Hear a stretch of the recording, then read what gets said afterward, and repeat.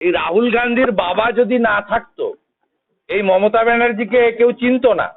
আমি আশা করব আমার বিরুদ্ধে যেমন এফআইআর করছিলেন আর মিছিল টিছিল বের করছিলেন, কাল থেকে মমতার বিরুদ্ধেও এটা করবেন।